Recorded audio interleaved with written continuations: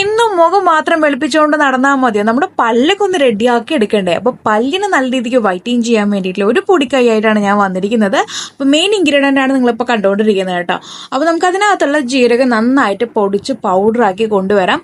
അത് ഈ കാണുന്ന രീതിക്ക് ഒരു കുഞ്ഞു സ്പൂണിൽ അത്രമാത്രം മതിയാകും കേട്ടോ. നമുക്കിത് 2 നേരം വേണം ഇത് ഉപയോഗിക്കാനായിട്ട്. ഒരു 3 ദിവസം വരെ ചെയ്യുമ്പോൾ തന്നെ അടിപൊളി റിസൾട്ട് ആയിരിക്കും.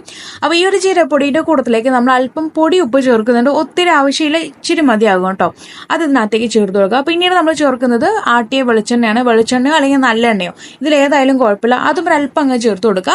പിന്നീട് നമ്മൾ വീഡിയോയുടെ ഫസ്റ്റ് കാണിച്ച തക്കാളി കേട്ടോ, അത് നന്നായിട്ട് അതിനകത്തുള്ള പൾപ്പാണ് നമുക്ക് വേണ്ടത്. അതും ആവശ്യാനുസരണം ചേർക്കുക. ഞാൻ പറഞ്ഞു നമുക്കിത് 2 നേരം ഉപയോഗിക്കാൻ വേണ്ടിയിട്ടുള്ളതാണ്. അത് ഫ്രഷ് ആയിട്ട് വേണം ഇത് ഉണ്ടാക്കി ഉപയോഗിക്കാനായിട്ട്. ഇനി ഇതിനകത്തേക്ക് താല്പര്യം ഉണ്ടെങ്കിൽ മാത്രം ടൂത്ത് പേസ്റ്റ് ആഡ് ചെയ്ത് കൊടുക്കുക. എന്നിട്ട് 2 നേരം വെച്ച് ഉപയോഗിക്കുക. 3-ാമത്തെ ദിവസം നിങ്ങളുടെ വായിൽ ദുർനാറ്റവും അതുപോലെ തന്നെ മഞ്ഞകറ കംപ്ലീറ്റ് ആയിട്ട് പോയി നല്ല രീതിക്ക് വൈറ്റൻ ആയിട്ട് വരും കേട്ടോ.